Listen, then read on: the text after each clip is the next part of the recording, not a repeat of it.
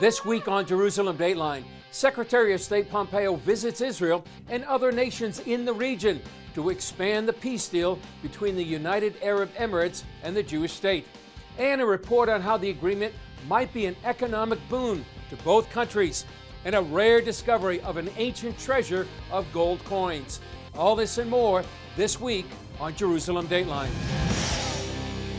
Hello and welcome to this edition of Jerusalem Dateline. I'm Chris Mitchell.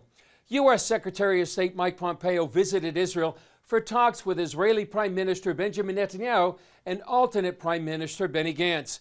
The meeting was just one stop on a regional trip to encourage more nations to follow the lead of the peace deal between Israel and the United Arab Emirates. Both Israeli Prime Minister Netanyahu and U.S. Secretary of State Mike Pompeo praised the new peace agreement.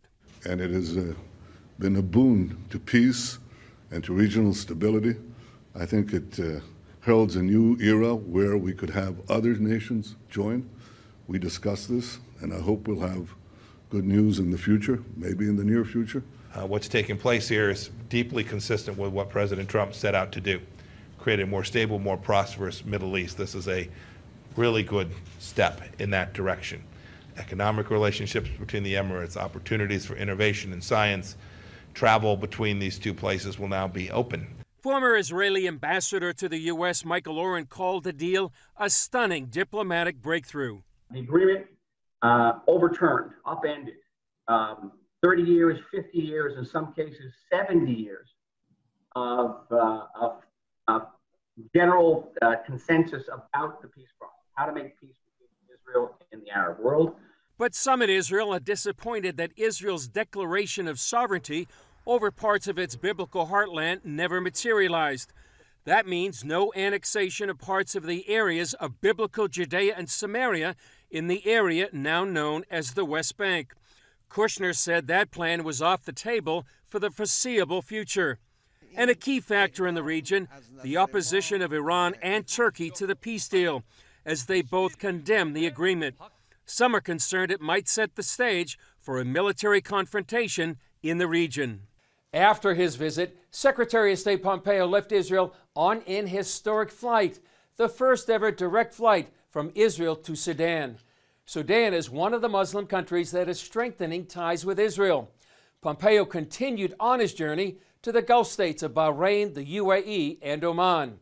His focus was the common threat the Sunni Gulf states face from Iran.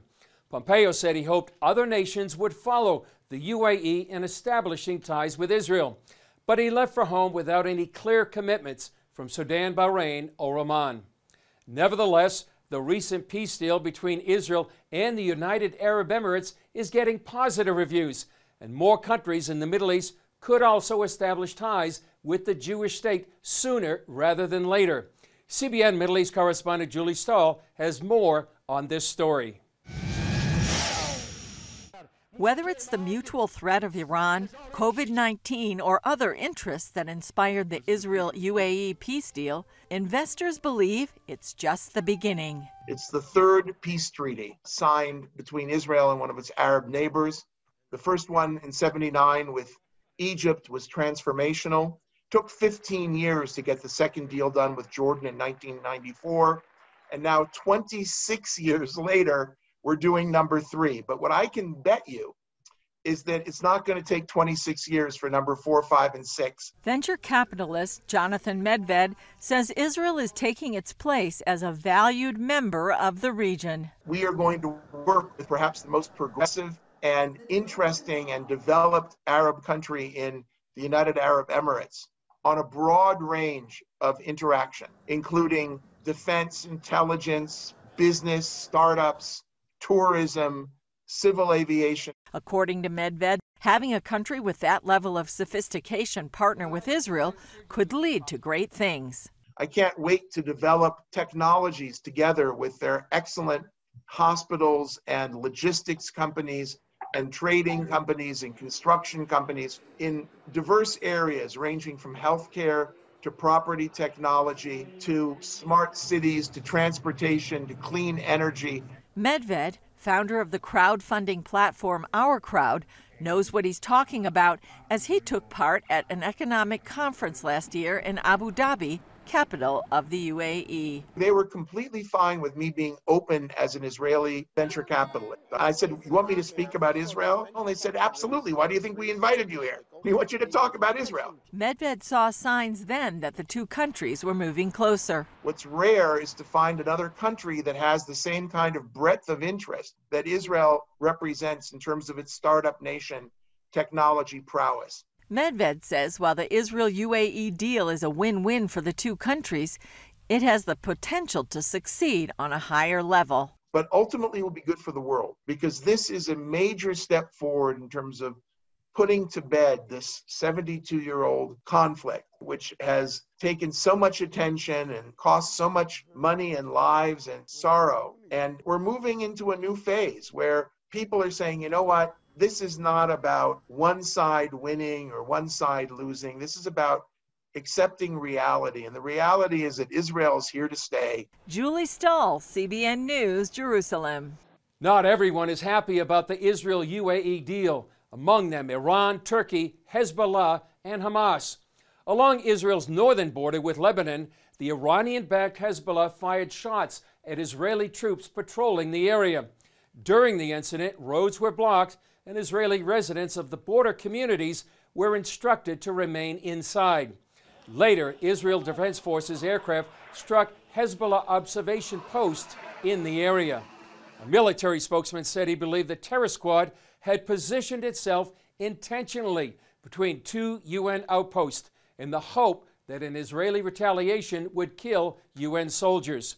Meanwhile, along Israel's southern border, terrorists are continuing to launch rockets and incendiary balloons into southern Israeli communities. The balloons have started hundreds of wildfires in the area around the Gaza Strip over the last few weeks, burning hundreds of acres of woodlands. Israel has responded by striking Hamas targets in the Gaza Strip. Military sources say they are holding Hamas accountable for all events transpiring from the Gaza Strip. Up next, a report from Saudi Arabia about the historic changes going on inside the Desert Kingdom.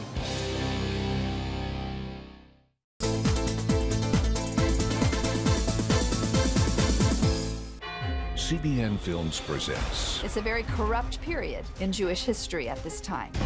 Written in stone, Jesus of Nazareth. The emotion is one thing, but the scientific truth is something else. The life of Jesus changed the entire world. Jesus walked on this particular street. But what does archaeology say about where he lived his life? It's an authentic location in the life of Jesus. Join Gordon Robertson and unearth remarkable discoveries. Is it really the place where Jesus spent his last night on earth? Explore where Jesus traveled. Jesus went from one Jewish place to another Jewish place. Where he performed miracles. And he raised the little girl from the dead. And where he was tried by Pontius Pilate. Tradition is wrong.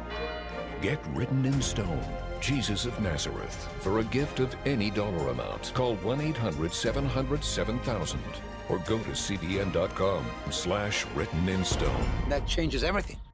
Watch breaking news, in-depth exclusive stories and programs from health to entertainment you won't find anywhere else. The CBN News Channel, a perspective you can trust. Enjoy credible news reporting from around the world. Discover inspiring programs and stories of hope, all in one place from a Christian perspective. The CBN News Channel, a perspective you can trust. To watch the CBN News Channel, download the app or visit cbnnewschannel.com. Nigerian Christians in Iran are routinely arrested. Happily, Christians continue to suffer. In times of trial and affliction, you need to know the truth. One of the fastest growing Christian populations in the world. Join Wendy Griffith and George Thomas for Christian World News. Young people are the ones who are open to the gospel. Powerful stories of suffering and hope that affect all Christians. Watch Christian World News, Saturday at 5 p.m. It's hoped that nations like Sudan, Bahrain, and Morocco will join the UAE in normalizing relations with Israel. But the most influential nation in the region to make peace would be Saudi Arabia in the heart of the Middle East. Last year, we were one of the first news organizations to report on the major changes going on in the Desert Kingdom.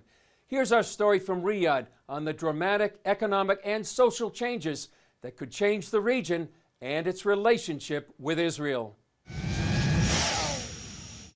The major challenge facing Saudi Arabia is implementing Vision 2030. It's an ambitious plan to change Saudi Arabia from an oil-based economy to one based on business investment, technology, and tourism.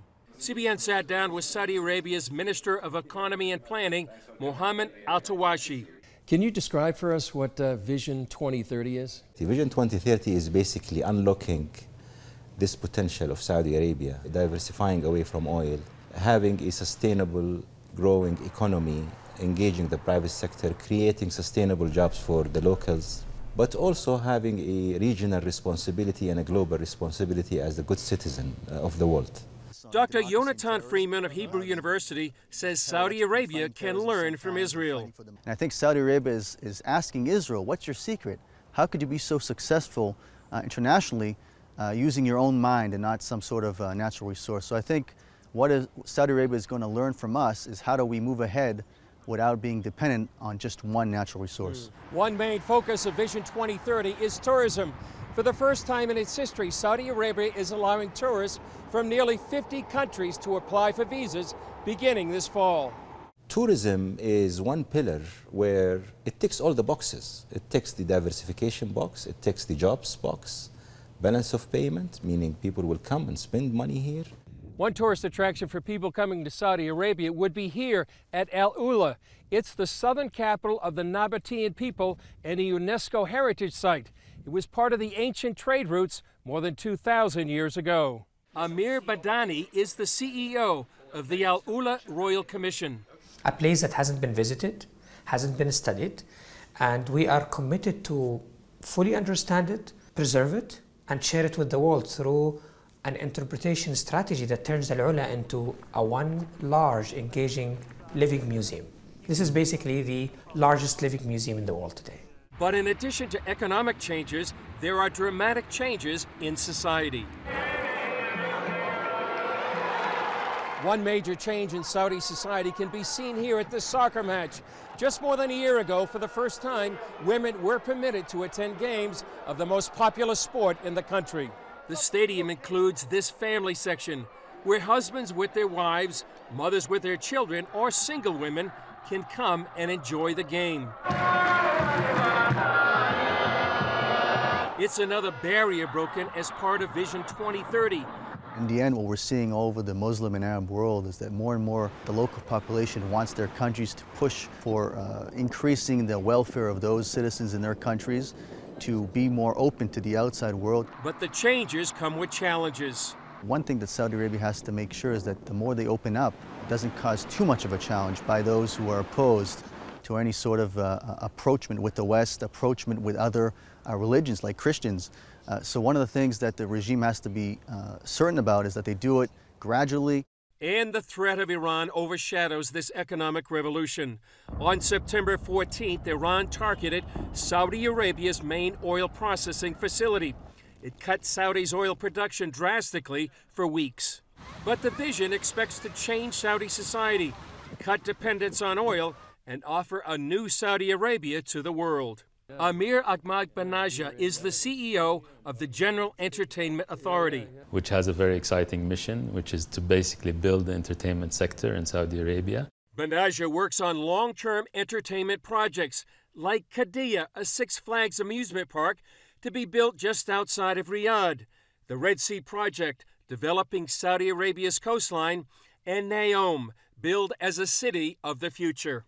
Neom, located here on the shores of the Red Sea, is the largest mega project in the world today, with an estimated cost of $500 billion, and it's the centerpiece for Saudi Arabia's Vision 2030, and all part of what Saudi is now opening and offering to the world. I think that there is a lot to discover about Saudi Arabia and the diversity and colorfulness. I think people think of Saudi Arabia as hot, camels, sand. I think this is very monotonic view. I encourage everybody to think about Saudi Arabia the way you think about the US. California is nothing like Florida. Utah is nothing like Kansas. So there is a lot of beauty and details. I think the world will come to see the largest living museum in the world being unveiled. Whether or not Saudi Arabia can achieve Vision 2030 or not will deeply affect the future of the Middle East. Chris Mitchell, CBN News, Riyadh, Saudi Arabia. Coming up, an ancient treasure in gold coins found by Israeli teenagers. It was not my grace, but God, that I might come to the Irish nations to preach the gospel. Now available from CBN Films, I Am Patrick. Get your DVD for a gift of $15 or more. What brings you back, Roman? People thought that this mission was crazy, that his efforts to Christianize Ireland were doomed to failure. From slave to missionary. Who among you heeds the call? Why would this man put himself in danger among enemies who do not know God? From sinner to saint. Patrick's story began a chain of events that is quite remarkable in the impact that it had. I am Patrick. Those are the words that begin the history of Ireland. I Am Patrick. Get your DVD of this inspiring documentary today. Call 1-800-700-7000 or go to cbn.com. A new wave of anti-Semitism is sweeping the globe, and the Jewish state faces hostility at every turn. Now is the time for Christians to support Israel. In CBN's free booklet, Why Christians Stand with Israel, you'll discover why Christians support the Jewish state and why we must stand together with the Jewish people. Get your free copy today. Call now or go to cbn.com/standwithisrael.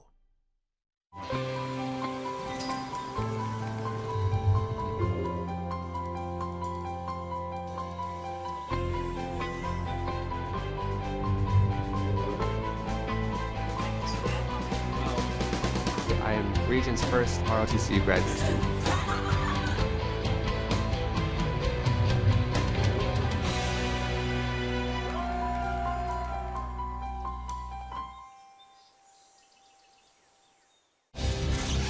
Israeli teenagers helping at an archaeological site have uncovered a rare find. The volunteers came upon a hoard of gold coins that are more than 1,000 years old. CBN Middle East correspondent Julie Stahl has that story.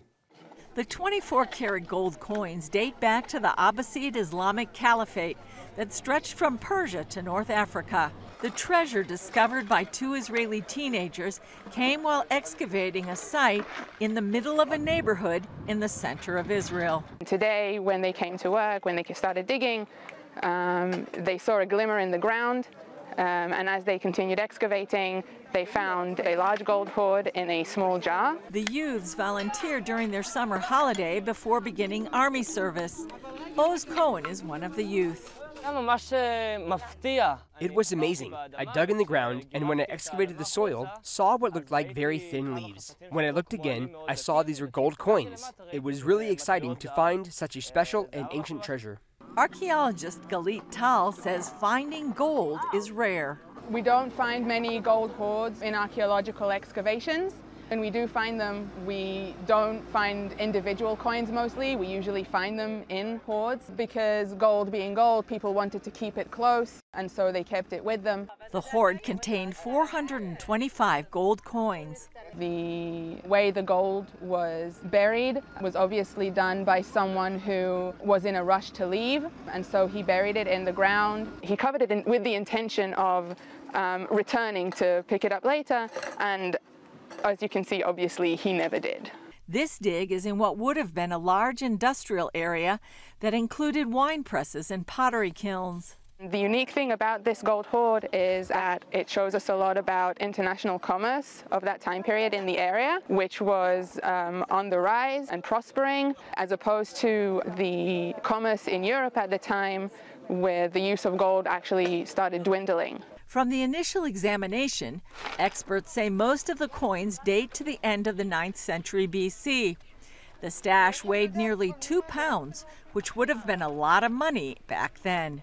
It's difficult to tell what you could buy with the coins.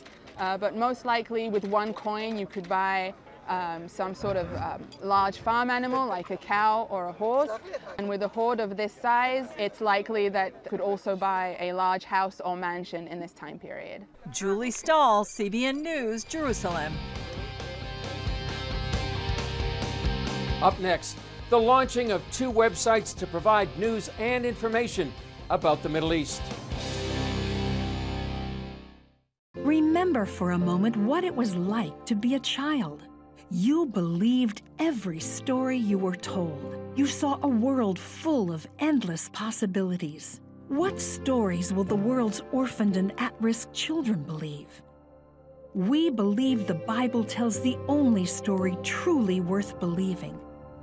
We believe that every child should have the opportunity to dream, the chance to take challenges and turn them into possibilities, the chance to stand on the promises of God, to recognize their place in the greatest story ever told. They have their whole lives ahead of them. Theirs is a world of endless possibilities. They are looking for a story to believe.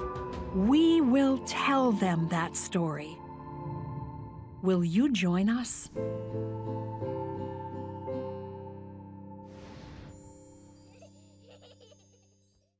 Hey, if you're tired and exhausted all day, you can't think clearly, and you really just need a cup or even a pot of coffee to get through your day, then join me, Dr. Josh Axe, for this new series where I'm going to teach you how to transform your diet and use essential oils and supplements to get a better night's sleep. Wake up to your best life. Call 1-800-700-7000 to get your free DVD or booklet of Protect Your Sleep today. It's the new Superbook Bible app. It's packed with games, activities, and Superbook episodes that you can watch for free. Oh, no! There's trivia, a fun daily devotional, and answers to your Bible questions. Plus, an easy-to-understand Bible the whole family will enjoy. You can even create your own Superbook character. Ta-da! It's the new Superbook Bible app. Free downloads on iTunes, Google Play, and Amazon. Best-selling author and Middle East expert Joel Rosenberg is launching 2 news websites, All Israel News and All Arab News. He and his colleague Halil Saeg, senior correspondent for All Arab News, told CBN News why these websites are important at this time in the Middle East. We're excited about the launch of these 2 new websites, All Israel News and All Arab News, because I think that there's a gap in coverage right now in the Middle East. There's not a website, or in this case 2, that create a one-stop shopping for all the interesting news, credible, important, controversial news that's already being reported in the region, along with original reporting, exclusive interviews, even polling. And, you know, CBN News does a great job, but not everybody knows that there's other things like in the Jerusalem Post and the Times of Israel and in Arab papers. And so most Christians don't have time to go sifting through 20 Israeli news sites, 20 or 30 Arab news sites, in addition to CBN News and others, and say, what are the main stories? What's driving the agenda? What should I know about? And how can I be more informed so I can pray for the people of the region, for the church in the region? And so All Israel News and All Arab News is designed to link to all the most interesting stories, but also provide original content. Now, why 2? Why All Israel News and All Arab News? As I've been traveling around building relationships with Arab Muslim leaders, also Arab Christian leaders, and others in the region, many of them are not quite ready to be interviewed, quoted, or profiled on a site called All Israel News. They're just not there yet. Maybe the United Arab Emirates is closer, but most people are not. And Arab Christians particularly struggle because it's hard enough to be a follower of Jesus in the region. To be seen as maybe supportive of Israel in some way is a bridge too far. So we basically created 2 sites. They'll be cross-linked. So big stories on one will be cross-linked to the other. But our Arab Muslim and Arab Christian friends and others in the region can be quoted and profiled and interviewed on the All Arab News site. All Arab News is a news website that does interviews, write original articles and stories about the Middle East and the Arab world. The Arab world and the Middle East is really such a rich region with its history, culture, and even its politics. And we are witnessing that there is a growing interest in the evangelical community around the globe on this particular region. So we want to provide an interesting interviews, relevant stories and news that will link from other websites. So it would be just a place for an evangelical Christian to get his news, opinions about the Middle East and the region. So in particular, we would like to reach our fellow evangelical Christians around the world, but not exclusively these people. We would like to reach Muslims, Jews, and people who are around the globe who have interest of the Middle East, its culture, history, and current political events. My perspective as a Palestinian evangelical Christian would be unique for a lot of people. It would be different from many voices you hear in the mainstream media because not a lot of news sites are interested in hearing a minority's perspective. But we would like to bring these perspectives to the world. Over the years, one of our most important partners that broadcasts Jerusalem Dateline has been Alpha Omega TV in Romania. Its founder, Tudor Patan, sent this video congratulating CBN News on our 20th anniversary of broadcasting from Israel. Dear member of CBN News office, greetings from Romania from Alpha Omega TV and congratulations for this special anniversary. Hello everyone, welcome to this week's edition of Christian World News. Bine ați venit la această ediție a emisiunii Mapamont Creștin. As you know, from 2002 we are using stories produced by you, including in the Christian World News, the weekly news magazine that we are producing here as a Romanian version of Mapamont Creștin. And from that time, every week, we have something from Israel, from the Middle East, in this program, Christian World News Romanian version. This week on Jerusalem Dateline. From spring 2014, we are airing in Romania with Romanian subtitling your show Jerusalem Dateline. It's an important show, a key show, a source of credible information from Israel and from the Middle East. I'm traveling a lot and people said, finally watching stories, news from the Middle East, from Israel, we understand what's happened there, what's happened in the Middle East, what's God's plan for end time. And this is an important tool for us, an important program and direction for us to present what God is doing in Israel and what is His plan for end time. And again, thank you for what we are doing for us. Thank you for what we are doing for Romania. You are an important part of God's plan for body of Christ here in Romania. Many times God is speaking us to pray for you. I don't know what, you are traveling a lot in the Middle East. I know you need protection, guidance, and favor and resources. So we are praying here at Alpha Omega for you, and you are in our prayer. And once again, many thanks for what you are doing for us here in Romania and for many other nations, and may God bless you, and special greetings for this special anniversary. We deeply appreciate Tudor, his wife Mirella, and the whole Alpha Omega team in Romania. Thank you for your partnership throughout the years. Shalom, and God bless you all. Well, that's all for this edition of Jerusalem Dateline. Thanks for joining us. Remember, you can follow us on Facebook, Twitter, Instagram, and YouTube. I'm Chris Mitchell. We'll see you next time on Jerusalem Dateline.